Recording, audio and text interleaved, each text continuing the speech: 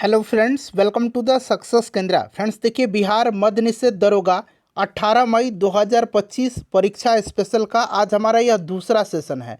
और आज इस सेशन में हम लोग साइंस के यानी कि विज्ञान के जितने भी प्रश्न 2008 से लेकर के अब तक पूछे गए हैं बिहार दरोगा में, फ्रेंड्स उनको इस सेशन में हम कवर करेंगे। इससे पहले मैंने आपको हिस्ट्री के यानी कि इतिहास के जो प्रश्न पूछे गए थे उनको मैंने आपको कवर कराया हुआ है। जिन्होंने नहीं देखा है ज़रूर देख लीजिएगा, लिंक आपको डिस्क्रिप्शन बॉक्स में मिल जाएगा।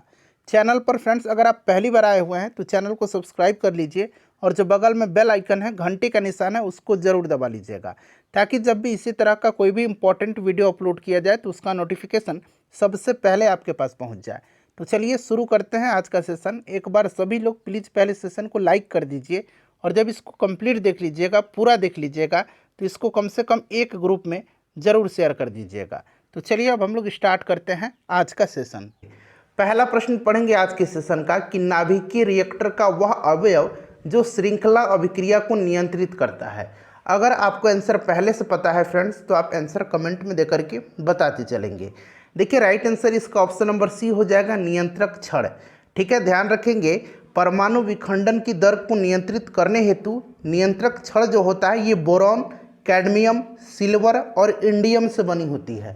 इसको भी आप जरूर ध्यान रखिएगा। ठीक है, अच्छा, मंदक के रूप में जो है ग्रेफाइट का या भारी जल का D2O का इस्तेमाल किया जाता है, इसको आप जरूर ध्यान रखेंगे। चलिए नेक्स्ट दूसरा प्रश्न है कि सोनार संक्षिप्तीकरण है, यानी कि सोनार का फुल फॉर्म आपसे पूछा जा रहा है। तो राइट आंसर इसका क्या हो जाएगा, साउंड नेविगेशन एंड रेंजिंग होता है। तो राइट आंसर इसका क्या हो जाएगा, साउंड नेविगेशन और रेंजिंग इसका राइट आंसर हो जाएगा ऑप्शन नंबर डी। ठीक है, सोनार एक उपकरण है जो वस्तुओं का पता लगाने हेतु ध्वनि तरंगों का उपयोग करता है। चलिए उसके बाद नेक्स्ट क्वेश्चन करेंगे कि निम्न में से पानी में कौन सी धातु मिनी माता रोग का कारण बनती है। मिनी माता रोग का कारण कौन सी धातु इसमें से बनती है, बताइए राइट आंसर इसका क्या हो जाएगा। अच्छा प्रश्न है, इंपॉर्टेंट क्वेश्चन है, इजी है। देखिए सबसे पहले मिनी माता रोग की खोज जो है ये जापान के मिनी माता शहर में हुई थी और यह विभिन्न पर्यावरणीय स्रोतों के माध्यम से शरीर में मिथाइल मरकरी यानी कि पारा के अवशोषण के कारण होता है। तो पारा मरकरी इसका option number C correct answer हो जाएगा, मिनी माता। चलिए उसके बाद देखिएगा कि ऐसी समष्टि पारस्परिक क्रिया जिसमें एक जाति को लाभ होता है और दूसरी को न तो लाभ होता है और न ही हानि, उसको क्या कहते हैं बताइए। तो देखिए उसको कहा जाता है सहभोजिता। Option number D right answer हो जाएगा, उसको क्या कहा जाता है, सहभोजिता कहा जाता है। चलिए उसके बाद नेक्स्ट क्वेश्चन करेंगे कि सौर सेल बनाने में प्रयुक्त किया जाने वाला तत्व कौन सा है। सोलर सेल में जो है किसका प्रयोग किया जाता है, यह आपसे पूछा जा रहा है, बताइए करेक्ट आंसर इसका क्या हो जाएगा। सिंपल क्वेश्चन है, सिलिकॉन इसका करेक्ट आंसर हो जाएगा।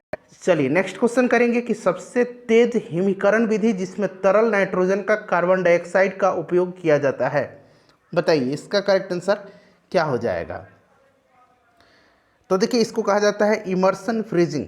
राइट आंसर इसका ऑप्शन नंबर सी हो जाएगा, इमर्शन फ्रीजिंग। ठीक है, चलिए उसके बाद नेक्स्ट क्वेश्चन है कि एक खाद्य श्रृंखला में निम्नलिखित में से सर्वाधिक संख्या किसकी होती है। इसका आंसर मैं चाहता हूं कि आप कमेंट करके मुझे बताएं। आप में से सभी लोगों का मुझे पूरी उम्मीद है कि इसका आंसर पता होगा। आंसर इसका कमेंट करके बताइए कि खाद्य श्रृंखला में निम्नलिखित में से सर्वाधिक संख्या किसकी होती है। ऑप्शन है उत्पादक, दूसरा ऑप्शन है प्राथमिक उपभोक्ता, तीसरा है द्वितीयक उपभोक्ता और चौथा है यानी कि ऑप्शन डी है अपघटक। कमेंट करके बताइए। चलो उसके बाद देखिएगा कि इनमें से एक आवश्यक अमीनो एसिड कौन सा है। अमीनो एसिड पूछा गया है, इसका करेक्ट आंसर क्या हो जाएगा बताइए। देखिए वह अमीनो अम्ल जो मानव शरीर द्वारा निर्मित नहीं किए जा सकते हैं आवश्यक अमीनो अम्ल कहलाते हैं। 9 प्रकार के आवश्यक अमीनो एसिड होते हैं और पूछा गया कि इनमें से कौन सा एक आवश्यक अमीनो एसिड है। तो इन 9 टाइप में एक है ल्यूसीन। ऑप्शन नंबर बी इसका राइट आंसर हो जाएगा, ल्यूसीन आपको ध्यान रखना है।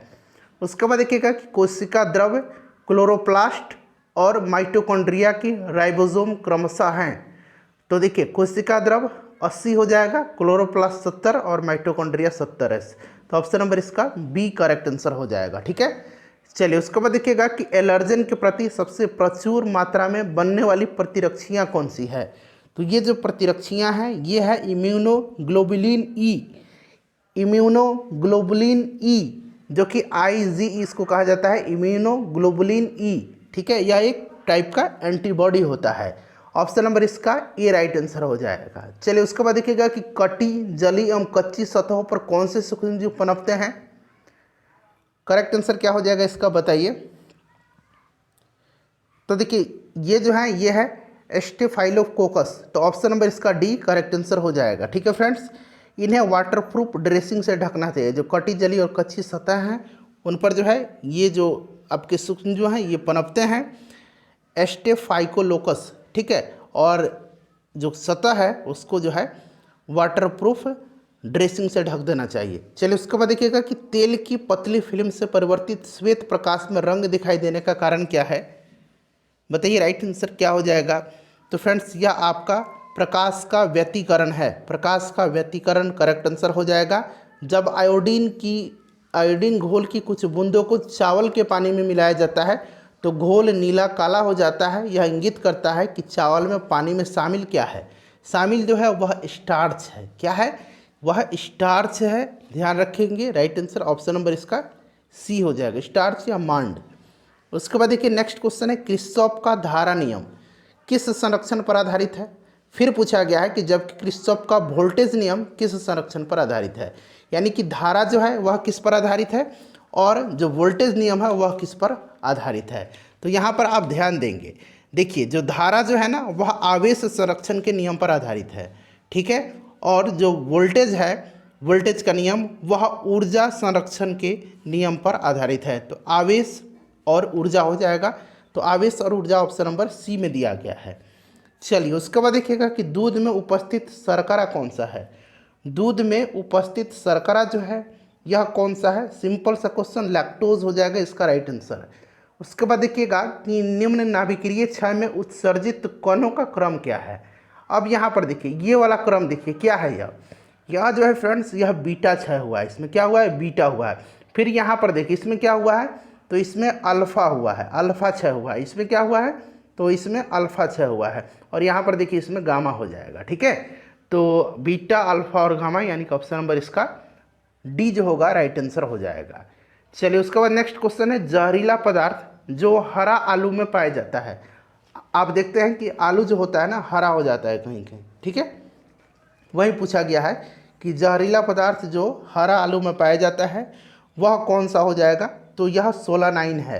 कौन सा, सोलानाइन इसका राइट आंसर हो जाएगा। ठीक है, सोलानाइन है। चलिए उसके बाद देखिएगा कि संसाधित भोजन को संरक्षित करने के लिए निम्नलिखित में से किसका उपयोग परिरक्षक के रूप में किया जाता है। किसका उपयोग किया जाता है परिरक्षक के रूप में, बताइए राइट आंसर। तो देखिए यह जो है यह सोडियम मेटाबाइसल्फेट है, ऑप्शन नंबर इसका ए राइट आंसर हो जाएगा। ये सारे प्रश्न जो है पिछले साल जो बिहार दरोगा का पेपर लिया गया था उसमें पूछे गए हैं। देखिए अम्लीय वर्षा के लिए निम्नलिखित में से कौन सा गैस जिम्मेदार है। तो आपको पता है फ्रेंड्स कि अम्लीय वर्षा के लिए जो है आपको सल्फर डाइऑक्साइड और नाइट्रोजन का ऑक्साइड जैसे यौगिक वायु में जब मिलते हैं तब होता है। तो यहाँ पर देखिए सल्फर डाइऑक्साइड दिया गया है। नेक्स्ट क्वेश्चन है, खाली स्थान दिया गया है, रुधिर में पैदा होने वाले सूक्ष्म जीवों को फांस करके रुधिर निस्पंदन यानी कि फिल्टर के रूप में कार्य करता है। तो यह जो है यह क्या है, यह क्या है फ्रेंड्स बताइए। तो देखिए यह जो है यह प्लीहा है, स्प्लीन कहा जाता है अंग्रेजी में इसको। ठीक है, प्लीहा है, इसको अंग्रेजी में स्प्लीन कहा जाता है। ठीक है, चलिए उसके बाद आगे बढ़ेंगे। क्या होता है जब किसी वाहित मल का विसर्जन किसी जलाशय में किया जाता है। सारे ऑप्शन को ध्यान से पढ़िएगा, फिर इसका राइट आंसर आपको बताना है। ध्यान से पढ़ करके बताइए राइट आंसर इसका क्या हो जाएगा। तो देखिए राइट आंसर जो होगा फ्रेंड्स ये आपका हो जाएगा घुली ऑक्सीजन का गिरना। ऑप्शन नंबर सी इसका करेक्ट आंसर हो जाएगा। ठीक है, घुली ऑक्सीजन का गिरना। ठीक है, चलिए आपको ध्यान रखना है घुली ऑक्सीजन का गिरना। चलिए उसके बाद नेक्स्ट क्वेश्चन कर लेंगे कि यदि किसी अपरिवर्ती प्रतिरोधक के सिरों के बीच का विभवांतर आधा कर दिया जाए तो विद्युत शक्ति का मान हो जाएगा। तो विद्युत शक्ति का जो मान है वो आपका क्या हो जाएगा बताइए।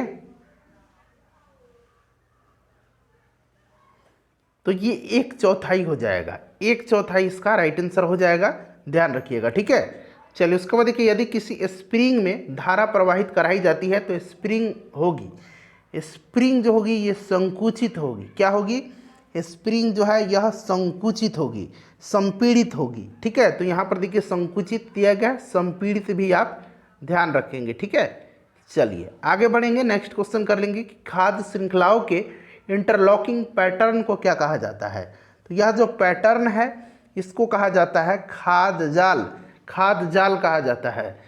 नेक्स्ट क्वेश्चन है कि प्रभावी कीटाणुनाशक जो कि उपकरणों की सतह को साफ करने के लिए उपयोग में लिया जाता है वह कौन सा है इसमें से? तो वह जो है वह सोडियम मेटासिलिकेट है, सोडियम मेटासिलिकेट। ध्यान रखना है, इस तरह के प्रश्न प्रीवियस ईयर में पूछे गए हैं।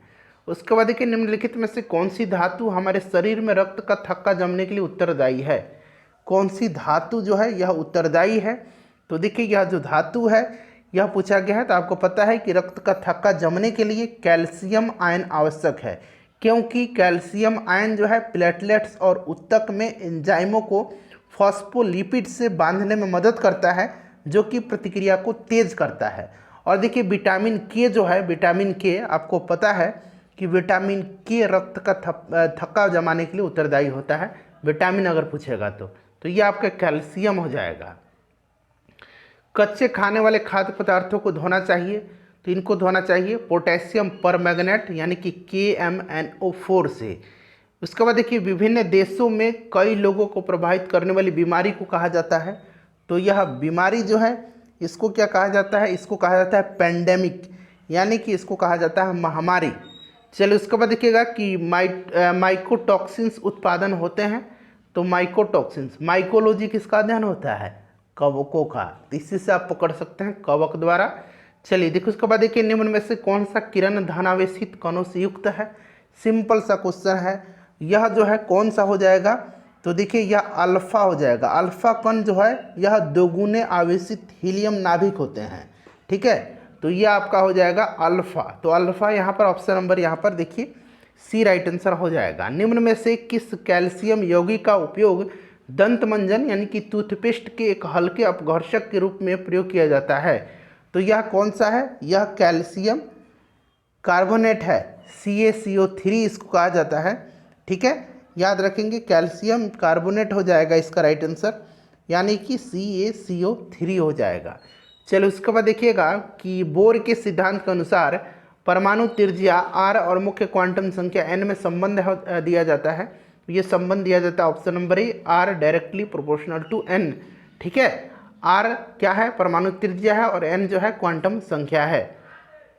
उसके बाद देखिए पास्चुरीकरण की प्रणाली के दौरान किस ताप पर दूध को 30 मिनट तक गर्म किया जाता है? बताइए इसका राइट आंसर क्या हो जाएगा? बहुत ही सिंपल सा क्वेश्चन है, करेक्ट आंसर आपको बताना है।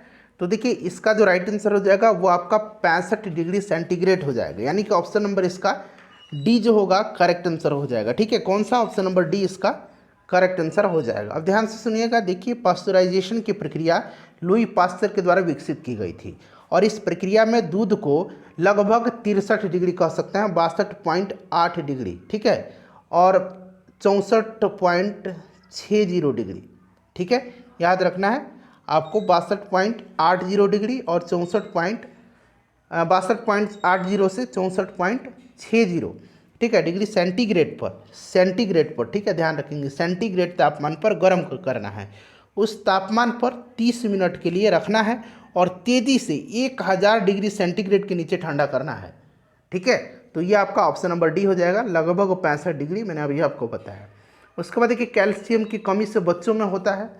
तो बच्चों में जो है कैल्शियम की कमी से कौन सा रोग होता है? रिकेट्स होता है। ठीक है, विटामिन डी या कैल्शियम की कमी से होता है रिकेट्स।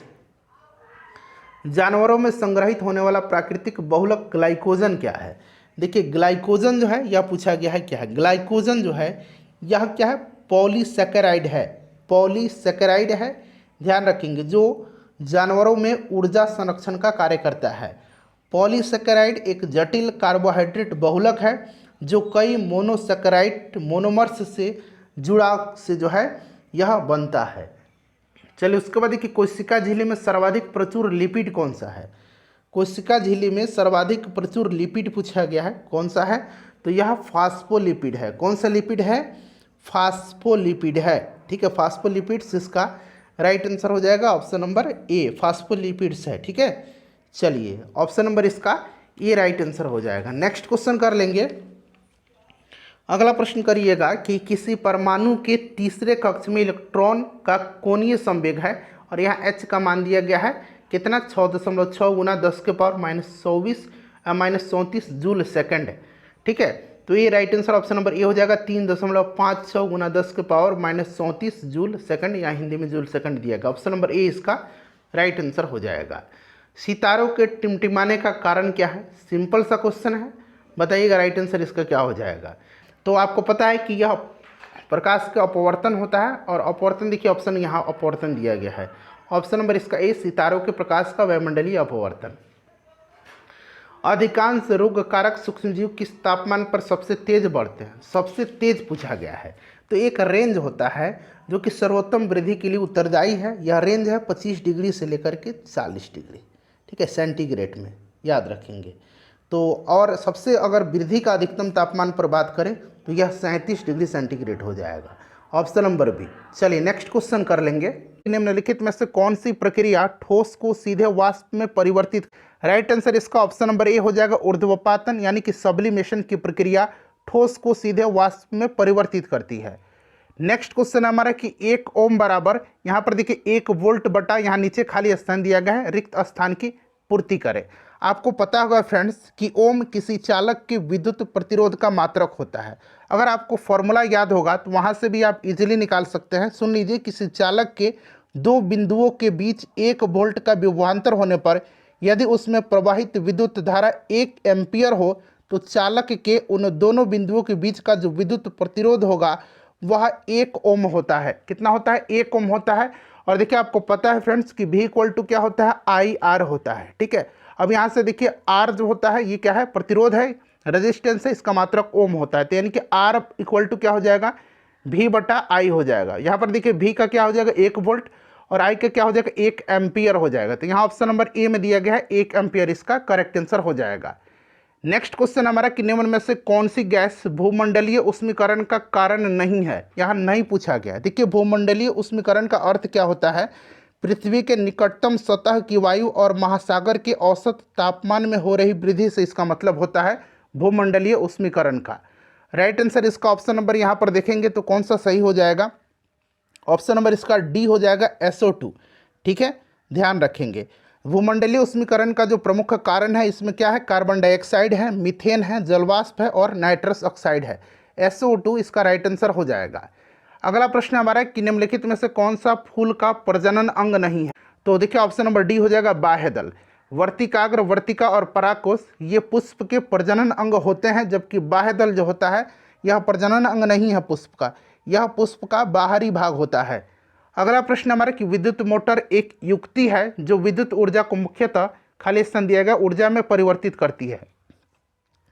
तो यह आपका यांत्रिक ऊर्जा में, ठीक है, विद्युत मोटर यांत्रिक ऊर्जा। वहीं अगर जनरेटर पूछता विद्युत जनित्र तो उल्टा होता है, यांत्रिक से उस किसको बदलता है? यांत्रिक से विद्युत ऊर्जा में वह परिवर्तित करता है।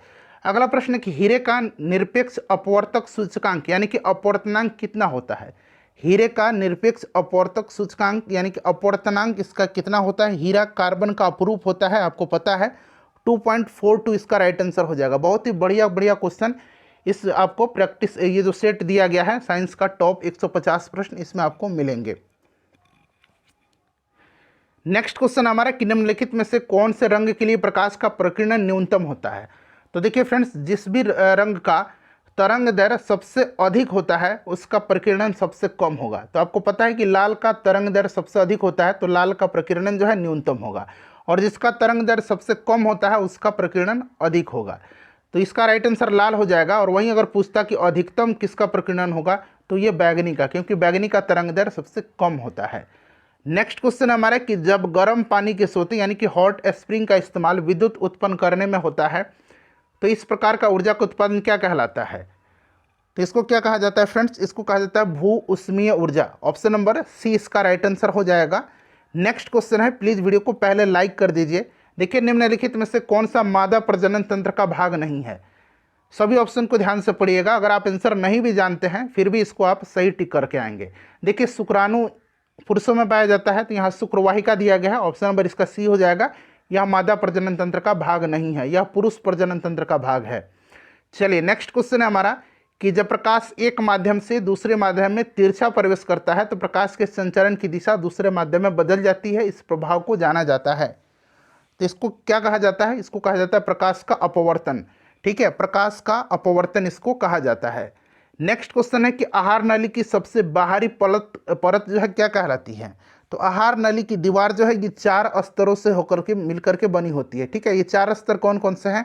तो पहला तो यहाँ पर देखिए सीरोसा हो गया, उसके बाद म्यूकोसा हो गया, और यहाँ पर देखिएगा तीसरा जो है ये मर्कुलेरिस हो जाएगा, और चौथा जो है ये सब म्यूकोसा, यहाँ मैं लिख देता हूँ सब म्यूकोसा। ये 4 परत हैं, इसको याद रखें। कौन कौन सा? सिरोसा, म्यूकोसा, मर्कुलेरिस और सब म्यूकोसा।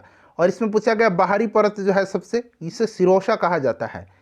अगला प्रश्न हमारा कि मानव शरीर की कौन सी धमनी ऑक्सीजन रहित रक्त को ले जाती है? बताइए, ऑक्सीजन रहित रक्त को ले जाती है, तो यह आपका हो जाएगा फुफ्फुस धमनी। Option number C right answer इसका हो जाएगा। अगला प्रश्न है कि निम्नलिखित में से कौन मीन वर्ग से संबंधित है, यानी कि मछली वर्ग से संबंधित है? तो इसमें से शार्क हो जाएगा। अच्छा, कुछ मछलियों जैसे नाम होते हैं लेकिन वे मीन वर्ग से संबंधित नहीं होते हैं, जैसे कि यहाँ पर देखिए तारा मछली यानी कि star fish, jelly fish, silver fish, cattle fish, ये सभी जो हैं मछली नहीं हैं, तो आप कंफ्यूज मत होइएगा। वेल जो है क्या है? वेल मैमल में आता है। नेक्स्ट क्वेश्चन हमारा कि लघु परिपथन के समय यानी कि शॉर्ट सर्किट के समय परिपथ में विद्युत धारा का मान क्या होता है? तो जब भी शॉर्ट सर्किट होता है तो परिपथ में विद्युत धारा का मान बहुत ज़्यादा बढ़ जाती है, बहुत ज़्यादा बढ़ जाती है। ऑप्शन नंबर ए हो जाएगा इसका राइट आंसर। नेक्स्ट क्वेश्चन हमारा कि मनुष्य के शरीर के किस अंग या ग्रंथि से वृद्धि हार्मोन स्रावित होता है? वृद्धि हार्मोन किससे स्रावित होता है? तो यह पीयूष ग्रंथि से स्रावित होता है। अंग्रेजी में पिट्यूटरी ग्लैंड इसको कहा जाता है। ठीक है, मास्टर ग्रंथि यानी कि मास्टर ग्लैंड के नाम से भी इसको जाना जाता है। अगला प्रश्न है कि विद्युत विभवांतर की एसआई इकाई क्या है? तो विभवांतर की एसआई इकाई क्या है? इसमें से वोल्ट हो जाएगा। कूलम जो है ये आवेश का है, एम्पियर जो है ये विद्युत धारा का है। अच्छा, जूल किसकी इकाई है? ज़रा आप मुझे कमेंट करके बताएंगे, अभी कमेंट करके बता दीजिए। अगला प्रश्न है कि निम्नलिखित में से कौन सी अधातु है, नॉन मेटल है, कमरे के ताप पर तरल होती है? तो यह जो अधातु है जो कमरे के ताप पर तरल होती है यह ब्रोमीन है। निम्नलिखित सूत्रों में से कौन सा चूना पत्थर को निरूपित करता है? चूना पत्थर को निरूपित कौन सा करता है? तो चूना पत्थर कैल्शियम कार्बोनेट यानी कि CaCO3 इसका राइट आंसर हो जाएगा। अगला प्रश्न कि तारों का टिमटिमाना तारों की रोशनी के वायुमंडल से खाली स्थान दिया गया के कारण होता है? तारों का रंग जो होता है यह किस पर निर्भर करता है? तो यह तापमान पर निर्भर करता है, इसको आप ध्यान रखेंगे। ठीक है, चलिए यह आपका अपवर्तन हो जाएगा राइट आंसर इसका। उसके बाद देखिएगा कि निम्नलिखित में से कौन सा कथन सही नहीं है? कौन सा कथन इसमें से सही नहीं है? और देखिए सभी कथन इथेनॉल के बारे में दिया गया है। तो देखिए इथेनॉल जो होता है ये कमरे के ताप पर तरल होता है, सही है। इथेनॉल को सामान्यतः अल्कोहल कहा जाता है, ये भी सही है। एथेनॉल टिंचर आयोडीन में भी इस्तेमाल किया जाता है, सही है। और एथेनॉल जो होता है ये जल में घुलनशील होता है। ऑप्शन में देखेंगे इथेनॉल पानी में घुलता नहीं है, जो कि गलत है। यह जल में क्या है? घुलनशील है। तो वहीं पूछा गया कौन सही नहीं है, तो ऑप्शन नंबर डी हो जाएगा। अगला प्रश्न है कि वह उपकरण जो विद्युत धारा उत्पन्न करने के लिए इस्तेमाल किया जाता है क्या कहलाता है? तो फ्रेंड्स इसको जेनित्र कहा जाता है, जनरेटर कहा जाता है। अगला प्रश्न कि मानव शरीर में गुब्बारे नुमा संरचनाएं जिन्हें खाली स्थान दिया गया कहा जाता है श्वसन के दौरान गैसीय आदान प्रदान के लिए सतह प्रदान करती हैं। तो ये कौन सा संरचना है जो गुब्बारे नुमा है मानव शरीर में? तो यह है एलियोलाई। ऑप्शन नंबर इसका सी राइट आंसर हो जाएगा, जो श्वसन के दौरान गैसीय आदान प्रदान के लिए सतह प्रदान करती है। ब्रेड मोल्ड, यहाँ पर देखिए ब्रेड मोल्ड राइजोपस में जनन होता है, बताइएगा राइट आंसर इसका क्या हो जाएगा? तो देखिए इसका जो करेक्ट आंसर हो जाएगा बीजाणु गठन के द्वारा। किसके द्वारा होता है? बीजाणु गठन के द्वारा। ऑप्शन नंबर इसका सी राइट आंसर हो जाएगा। उसके बाद देखिएगा कि निम्नलिखित में से किसने विद्युत चुंबकीय प्रेरण की खोज किया था? तो ये क्या था? माइकल फैराडे ने। माइकल फैराडे ने देखिए इलेक्ट्रोमैग्नेटिक इंडक्शन की खोज 1831 में माइकल फैराडे के द्वारा की गई थी, जबकि स्वतंत्र रूप से इसकी खोज 1832 में जोसेफ हेनरी के द्वारा की गई थी। अगला प्रश्न हमारा खाली स्थान दिया गया है कि सदस्य को सामान्यतः हरी शैवाल कहते हैं। अच्छा, शैवालों का अध्ययन क्या कहा जाता है? शैवालों के अध्ययन को फाइकोलॉजी कहा जाता है। क्या कहा जाता है? फाइकोलॉजी कहा जाता है। और कवकों का अध्ययन जो है वो माइकोलॉजी कहलाता है। ठीक है, ध्यान रखेंगे, शैवालों का अध्ययन फाइकोलॉजी कहलाता है। राइट आंसर इसका क्या हो जाएगा? क्लोरोफाइसी। नेक्स्ट क्वेश्चन हमारा कि निम्नलिखित में से कौन सी ऊष्मा की इकाई नहीं है? इसमें से देखिए कैलोरी, बीटीयू, बीटीयू यानी कि ब्रिटिश थर्मल यूनिट, और जूल ये ऊष्मा की इकाई है। फोन नहीं है, option number D right answer हो जाएगा। फोन क्या है? तो शुद्ध स्वर की तेजी यानी कि लाउडनेस ऑफ प्योर टोन्स के हेतु इसका प्रयोग किया जाता है। किसका? तो फोन का। नेक्स्ट क्वेश्चन है कि मिल्क ऑफ मैग्नीशिया की पीएच वैल्यू कितनी होती है? मिल्क ऑफ मैग्नीशिया यानी कि मैग्नीशियम हाइड्रोक्साइड, मैग्नीशियम हाइड्रोक्साइड, और इसका पीएच मान होता है लगभग 10.5 होता है। ठीक है, ध्यान रखेंगे, यह एक क्षारीय अकार्बनिक रसायन होता है। नेक्स्ट क्वेश्चन है कि निम्नलिखित में से कौन सा विकल्प समरूपी अंगों का उदाहरण नहीं है? समरूप अंग, ठीक है, क्या होते हैं? तो वे अंग जो समान कार्य करते हैं तथा देखने में भी समान होते हैं, लेकिन उत्पत्ति और संरचना उनकी भिन्न होती है। इसमें से चमगादड़ के पंख, पंछी के पंख और कीड़े के पंख ये समरूप अंग के उदाहरण है, जबकि बंदर के हाथ नहीं होगा। ऑप्शन नंबर इसका डी होगा राइट आंसर। नेक्स्ट क्वेश्चन है हमारा कि कौन सा संयंत्र तरल पदार्थों के विशिष्ट गुरुत्व को मापता है? यहाँ गुरुत्व पूछा गया है, तो ये आपका कौन सा हो जाएगा? हाइड्रोमीटर हो जाएगा, हाइड्रोमीटर। ठीक है, चलिए नेक्स्ट क्वेश्चन है कि पौधे मिट्टी में घुले हुए नाइट्रेट को अवशोषित करते हैं तथा उन्हें परिवर्तित कर देते हैं। तो नाइट्रोजन युक्त जैव अणु यानी कि ऑर्गेनिक मॉलिक्यूल जैसे कि एमिनो अम्ल जो कि प्रोटीन में परिवर्तित कर देते हैं। ठीक है, ध्यान रखेंगे, राइट आंसर इसका हो जाएगा प्रोटीन में। ऑप्शन नंबर इसका डी हो जाएगा राइट आंसर। चलिए नेक्स्ट क्वेश्चन है कि हवा में परागकण को क्या कहते हैं? तो इसको वायु परागण कहते हैं, और कीटों के द्वारा जो होता है कीट परागण कहते हैं। चलिए नेक्स्ट क्वेश्चन है कि जल शोधन का कौन सा तरीका सूक्ष्म जीवों को नष्ट नहीं करता है? तो यह तरीका जो है यह निस्यंदन है। निस्यंदन में क्या होता है? निस्यंदन ऐसी प्रणाली है जल शोधन की जिसमें अर्धपारगम्य झिल्ली या कार्बन नैनो ट्यूब के द्वारा जल को छाना जाता है, जिसके कारण क्या होता है? सूक्ष्म जीव नष्ट नहीं होते हैं। तो यह आपका हो जाएगा निस्यंदन। नेक्स्ट क्वेश्चन हमारा कि कीट वंश से होने वाली खुजली किसके कारण होती है? तो ये फॉर्मिक एसिड के कारण होती है। कुछ नहीं में से कुछ का सर्जन किस नियम के विरुद्ध है? तो द्रव्यमान ऊर्जा का संरक्षण। ऑप्शन नंबर इसका बी हो जाएगा राइट आंसर। ठीक है, कुछ नहीं में से कुछ का सर्जन यह द्रव्यमान ऊर्जा का संरक्षण के विरुद्ध है। कौन सा विटामिन रक्त का थक्का बनाने के लिए आवश्यक है? तो ये विटामिन के है, ये आपको भी पता है। ठीक है, चलो उसके बाद देखिएगा कि निम्नलिखित में से किन्हें ऊर्जा संग्रहण के लिए इस्तेमाल किया जाता है? तो संपीड़ित वायु का भी किया जाता है, स्प्रिंग का भी किया जाता है, बैटरी का भी किया जाता है, और संधारित्र यानी कि कैपेसिटर का भी किया जाता है। तो इसमें से सभी हो जाएगा आपका राइट आंसर। यहाँ पर देखिए ऑप्शन में दिया गया है डी में ABCD सभी हो जाएगा। ठीक है, चलिए उसके बाद नेक्स्ट क्वेश्चन है कि निम्नलिखित में से कौन सा एक रासायनिक परिवर्तन का उदाहरण है? तो यह आपका हो जाएगा कागज का जलना। कागज का जलना जो है ये रासायनिक परिवर्तन का उदाहरण है। नेक्स्ट क्वेश्चन है KNO3 का रासायनिक सूत्र। KNO3 बताइएगा। KNO3 पोटेशियम नाइट्रेट है, यह उर्वरक के रूप में इस्तेमाल किया जाता है। Potassium nitrate, option number D right answer हो जाएगा। एक होता है KMNO4, ये क्या है? पोटेशियम परमैंगनेट है। नेक्स्ट क्वेश्चन हमारा कि निम्नलिखित में से कौन सा सही नहीं है? सही नहीं है इसमें से, यहाँ पर देखिएगा ड्रोसेरा परजीवी। ड्रोसेरा परजीवी नहीं है, ड्रोसेरा जो है एक मांसाहारी पौधा है, और फंगस स्वपोषी नहीं होते हैं।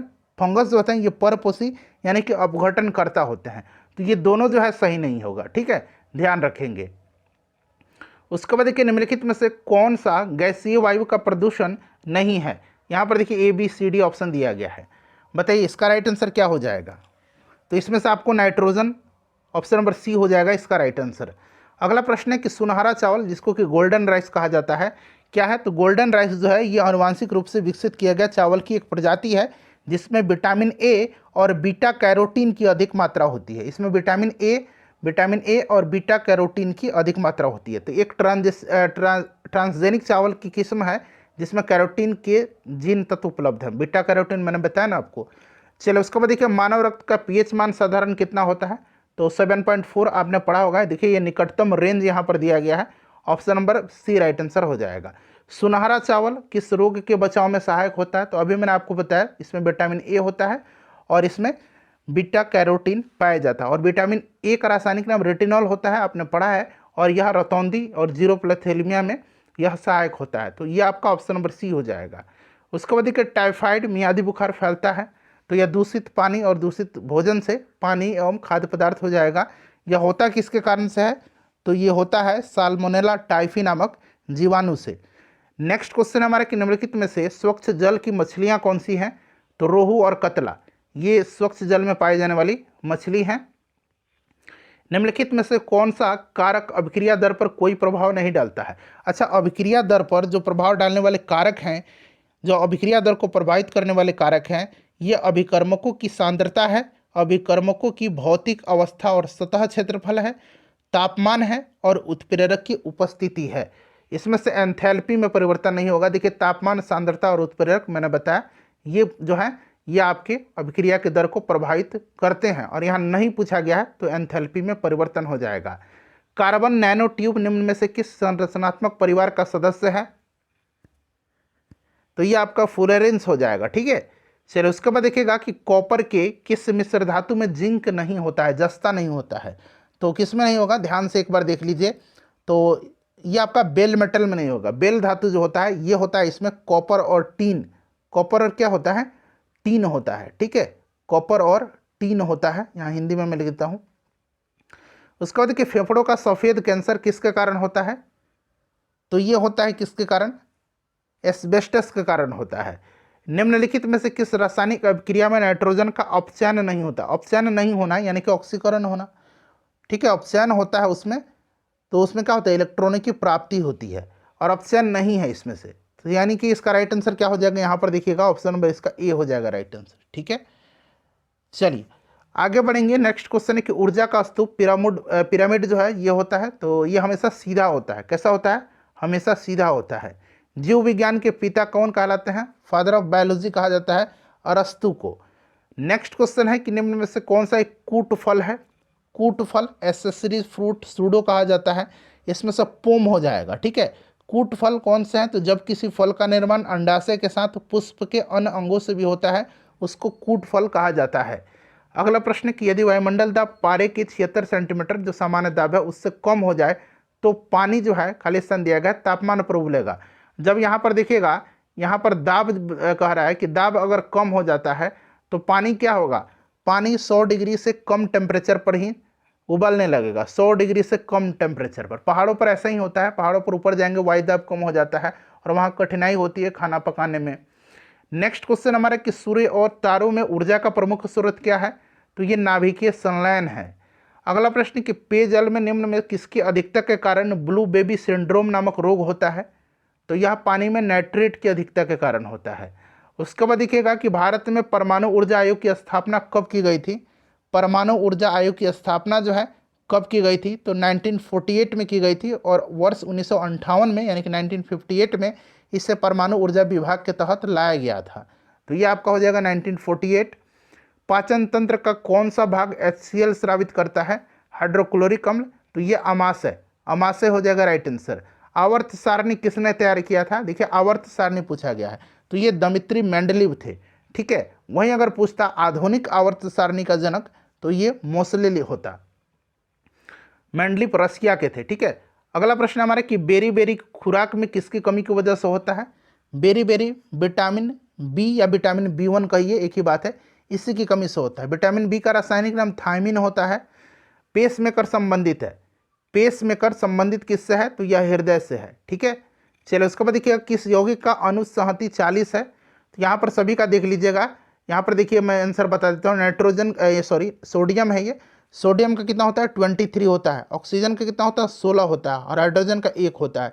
तो यहाँ पर देखिए 6 3 9 1 10 हासिल 1 1 1 2 1 3 और 1 4, यहाँ देखिए 40 आ गया।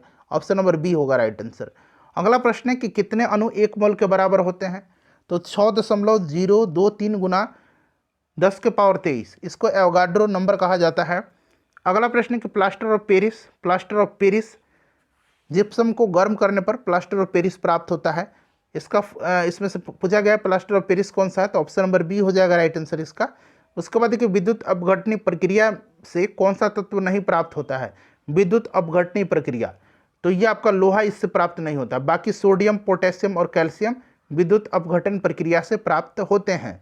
खाने का सोडा है, खाने का सोडा, तो सोडियम बाइकार्बोनेट, सोडियम बाइकार्बोनेट। अच्छा, धवन सोडा जो है ये सोडियम कार्बोनेट है।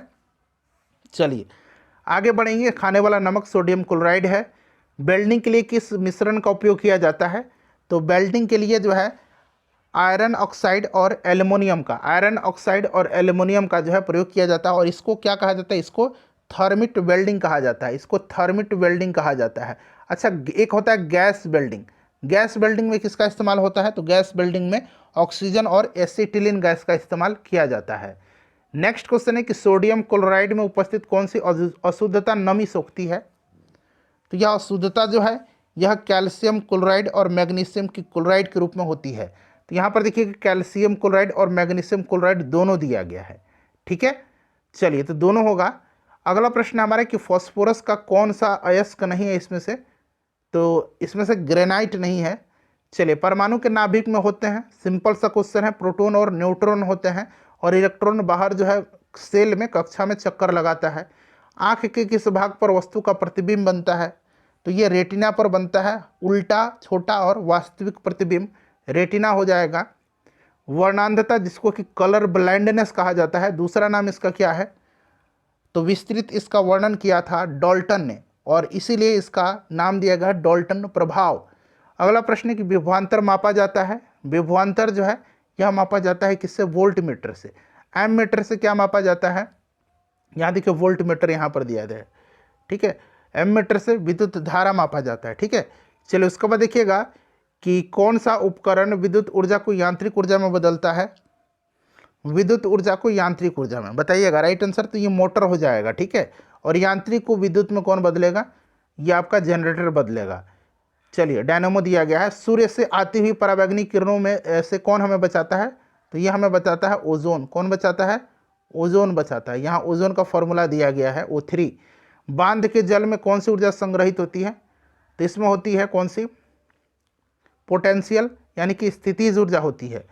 कौन सी भौतिक मात्रा जड़त्व का मापन है, तो ये द्रव्यमान हो जाएगा। गतिज ऊर्जा का फॉर्मूला यहाँ पर पूछा गया समीकरण, तो हाफ mv² होगा, ऑप्शन नंबर ए हो जाएगा राइट आंसर। उसके बाद देखिएगा कि वायुजीवी श्वसन के दौरान किसका पूर्ण ऑक्सीकरण होता है, बताइएगा किसका पूर्ण ऑक्सीकरण होता है, तो ये आपका हो जाएगा ग्लूकोज का, ऑप्शन नंबर डी इसका राइट आंसर हो जाएगा, ग्लूकोज। ठीक है, चलिए नेक्स्ट क्वेश्चन है कि रक्त का कौन सा घटक शरीर के अंगों को ऑक्सीजन पहुंचाता है, कौन सा घटक है ये, तो ये आरबीसी है, रेड ब्लड सेल जो है ये है आपका। उसके बाद देखिएगा कि रासायनिक तत्वों के दूसरे तत्वों से योग करने की क्षमता का पता लगाया जाता है, तो यह पता लगाया जा सकता है संयोजकता से। ठीक है, चलो उसके बाद देखिएगा कौन सा अंग पाचित भोजन में विषालु पदार्थों का अवशोषण करता है, कौन सा अंग पाचित भोजन दिया गया है, ठीक है, विषालु पदार्थों का अवशोषण करता है, तो ये यकृत है, लीवर है। उसके बाद देखिए मूल द्वारा वानस्पतिक प्रवर्धन किस में होता है, तो ये स्वीट पोटैटो में होता है। उसके बाद देखिएगा जब कोई वस्तु पानी में डुबाई जाती है तो उसके भार में कमी खाली स्थान दिया गया के बराबर होती है, बताइए, तो उसके द्वारा हटाए गए द्रव्य की मात्रा के बराबर होती है। आर्किमिडीज का सिद्धांत आपने पढ़ा होगा, आपको याद भी होगा। नेक्स्ट क्वेश्चन है कि रक्त का कौन सा अवयव शरीर की मांसपेशियों में ऑक्सीजन एकत्रित करता है, तो यह हीमोग्लोबिन है। हीमोग्लोबिन में लोहा पाया जाता है, लौह धातु पाया जाता है। अगला प्रश्न है कि कौन सा उद्भिद दूसरे वृक्षों की टहनियों पर वृद्धि करता है, तो यह कौन सा है, ये ऑर्किड है। नेक्स्ट क्वेश्चन है कि जीवित कोशिकाओं की प्रक्रिया को नियंत्रित करता है, तो यह न्यूक्लियस करता है। पुष्प में द्विनिषेचन के पश्चात गुणसूत्र की संख्या खाली स्थान दिया गया है तो त्रिगुणित है, त्रिगुणित हो जाएगा इसका राइट आंसर। ठीक है, चलिए उसके बाद नेक्स्ट क्वेश्चन है कि प्राणी कोशिका में कौन सी कोशिकांग कभी नहीं पाई जाती है, कभी नहीं प्राणी कोशिका में, यानी कि जंतु कोशिका में, तो ये आपका सेल भित्ति, कोशिका भित्ति नहीं पाई जाती, ये पादप कोशिका में पाई जाती है। अगला प्रश्न कि मानव के कायिक कोशिका में गुणसूत्र होते हैं, तो 23 जोड़े होते हैं और संख्या पूछा गया तो 46 हो जाएगा, जोड़ा में 23 होगा। नेक्स्ट क्वेश्चन है कि किस जीव में कसाव यानी यहाँ पर देखिए कसाब पाया जाता है, तो यह किस में पाया जाता है? यूग्लिना में पाया जाता है। नेक्स्ट क्वेश्चन है कि जल जिसमें कैल्शियम अथवा मैग्नीशियम के घुलनशील लवण होते हैं क्या कहलाता है? तो इसको कठोर जल कहा जाता है। ठीक है, चलिए नेक्स्ट क्वेश्चन है कि निम्नलिखित में से कौन सा कीट भक्षी है? तो इसमें से कीट भक्षी जो है ये आपका नेफेंथेस हो जाएगा। भारतीय कमल का वैज्ञानिक नाम क्या है? तो नेलिम्बो न्यूसिफेरा हो जाएगा। ऑप्शन नंबर ए राइट आंसर इसका हो जाएगा। उसके बाद देखिए टाइफाइड किसके कारण होता है? तो ये दूषित भोजन और पानी के कारण होता है। टाइफाइड जो होता है ये साल्मोनेला टाइफी नामक जीवाणु से होता है। उसके बाद चलिए नेक्स्ट क्वेश्चन है कि माइक्रोबियल हमले के लिए प्रतिरोधी रहे जीनोबायोटिक्स को क्या कहा जाता है? तिनको क्या कहा जाता है बताइए? तिनको कहा जाता है यहाँ पर देखिए रिलैक्सीट्रेंट। नेक्स्ट क्वेश्चन है जे थॉम्सन को किसकी खोज के लिए भौतिकी में नोबेल पुरस्कार मिला था? तो जे थॉम्सन इलेक्ट्रॉन हो जाएगा इसका राइट आंसर। ठीक है, चलिए अगला प्रश्न, रेशम किससे उत्पन्न होता है? तो रेशम कीट से उत्पन्न होता है। रेशम का जो कीड़ा है रेशम कीट से होता है, इसी से। उसके बाद देखिएगा कि किस रक्त वर्ग के व्यक्ति सर्वदाता यूनिवर्सल डोनर कहलाते हैं? तो यह डोनर ब्लड ग्रुप ओ है। रेसिपिटर यानी कि सर्वग्राहिता ब्लड ग्रुप ए है, ए बी है, ए बी। ठीक है, ब्लड ग्रुप की खोज किसने किया था? तो कार्ल लैंडस्टीनर ने किया था। नेक्स्ट क्वेश्चन है कि कैल्सीफेरॉल रासायनिक यौगिक का सामान्य नाम क्या है? यहाँ पर देखिए कोलेक कैल्सीफेरॉल, एक होता है अर्गो कैल्सीफेरॉल। ये सभी जो हैं ये विटामिन डी का रासायनिक नाम है कोलेक कैल्सीफेरॉल। ठीक है, चलिए अगला प्रश्न है हमारा कि एड्स का पूर्ण रूप क्या है? एड्स का पूर्ण रूप क्या होता है? तो ये होता है एक्वायर्ड इम्यूनो डिफिशियंसी सिंड्रोम, ये HIV वायरस से होता है। उसके बाद देखिए दूध के फटने पर कौन सा एसिड उत्पन्न होता है? तो ये आपका लैक्टिक एसिड हो जाएगा। उसके बाद देखिए संतरे किसके प्रबल स्रोत हैं? तो संतरा में क्या होता है? विटामिन पाया जाता है सी, तो यहाँ विटामिन हो जाएगा राइट आंसर इसका। इनमें से कौन सा रोग मच्छरों के होने वाला रोग नहीं है? तो इसमें से घेंगा नहीं है, बाकी मलेरिया, फाइलेरिया, ये डेंगू ये सभी होते हैं। पालक के पत्ते किसके प्रबल स्रोत? प्रबल पूछा गया तो आयरन का। ठीक है, इसके अलावा इसमें vitamin A, C, B2, B6, vitamin के भी पाया जाता है, लेकिन प्रबल आयरन के हैं। दंत क्षय का कारण क्या है? तो दंत क्षय बैक्टीरिया के संक्रमण से होता है, बैक्टीरिया जनित संक्रमण से होता है। उसके बाद देखिए एंटीटॉक्सिन का इंजेक्शन किसकी रोकथाम के लिए दिया जाता है? तो एंटीटॉक्सिन का इंजेक्शन जो है यह टिटेनस के रोकथाम के लिए दिया जाता है। अल्बर्ट आइंस्टीन कौन थे? तो एक प्रसिद्ध जो थे ये भौतिक शास्त्री थे, और प्रकाश विद्युत प्रभाव सिद्धांत की खोज के लिए इनको भौतिकी का नोबेल पुरस्कार भी दिया गया था। टेलीफोन का आविष्कार किसने किया था? तो एडिसन ने बल्ब का आविष्कार किया था, ग्राहम बेल ने टेलीफोन का किया था, गैलीलियो दूरबीन का, और मार्कोनी जो है रेडियो का आविष्कार किया था। उसके बाद देखिए जब किसी माध्यम का ताप बढ़ता है तो उस माध्यम में प्रकाश का वेग क्या होगा? तो अपरिवर्तित रहेगा, अपरिवर्तित रहता है। उसके बाद देखिए मुख्यतः निम्न गैस ग्लोबल वार्मिंग के लिए जिम्मेदार है? तो इसमें से ग्लोबल वार्मिंग के लिए मुख्यतः जो गैस जिम्मेदार है यह गैस जो है यह कार्बन डाइऑक्साइड हो जाएगा इसका। ठीक है, उसके बाद देखिएगा कि निम्न में से किसमें अपरंपरागत ऊर्जा स्रोत का उपयोग होता है? अपरंपरागत ऊर्जा के स्रोत जो है ये सौर ऊर्जा है, जल से जो ऊर्जा बनाए जाते हैं, ठीक है, वो है पवन ऊर्जा है। तो यहाँ देखिए सौर लालटेन हो जाएगा अपरंपरागत। उसके बाद देखिए निम्न यंत्र से विद्युत धारा का मापन किया जाता है? तो विद्युत धारा मापा जाता है किससे? एमीटर से। ठीक है, उसके बाद चलिए अगला प्रश्न कि डायनेमो वह यंत्र है जो निम्न को परिवर्तित करता है? तो डायनेमो जो है यह परिवर्तित किसको करता है बताइए? यांत्रिक ऊर्जा को विद्युत ऊर्जा में। ठीक है, यांत्रिक ऊर्जा को विद्युत ऊर्जा में। ये प्रश्न शायद रिपीट हो गया हो। गैल्वेनीकृत यानी कि गैल्वेनाइज्ड लौह चादरों पर किसकी परत चढ़ी होती है? तो गैल्वेनाइजेशन जो होता है उसमें जिंक की परत, जस्ता की परत चढ़ाई जाती है लोहे को जंग से बचाने के लिए। पृथ्वी में उपलब्ध सबसे कठोरतम पदार्थ कौन सा है? इसका आंसर आप मुझे कमेंट करके बताइए। एक प्रश्न मैं आपसे पूछता हूँ हमेशा, इसका आंसर अभी आप तुरंत कमेंट करके बताइएगा, अपना स्कोर बताइएगा। 150 प्रश्न हम लोग कवर किए हैं, और आप सिर्फ जो रॉन्ग आपका हुआ है ना वो बता दीजिए कि इतने प्रश्न आपके रॉन्ग हुए हैं, मैं समझ जाऊँगा कि सही कितने हुए हैं। ठीक है, चलिए इसका आंसर कमेंट करके बताइए। वॉशिंग सोडा किसका सामान्य नाम है?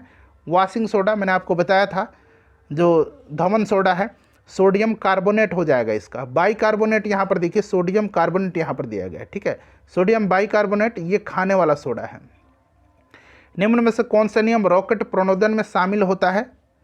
रॉकेट प्रणोदन में शामिल जो है ये कौन सा है बताइए राइट आंसर इसका? तो ये आपका न्यूटन की गति का तीसरा नियम हो जाएगा। उसके बाद ये नीचे दिएगा अभिक्रिया को पूरा करना है आपको। पूरा करना है तो यहाँ पर देखिएगा बैलेंस भी करना है और पूरा भी करना है। तो यहाँ तो आपको पता है कि H2O होगा, क्योंकि आप यहाँ पर देख रहे हैं AlC3, Al यहाँ C3 आया और अब यहाँ पर आपको ऑक्सीजन, हाइड्रोजन और ऑक्सीजन बचा, तो इतना तो आपको पता है कि यहाँ जल आएगा, लेकिन बैलेंस करना आपको, तो यहाँ 3H2O होगा।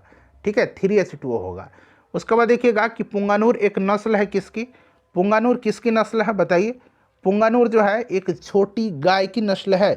ठीक है, तो ये आपका छोटी गाय की नस्ल हो जाएगा पुंगानुर। ठीक है, याद रखेंगे।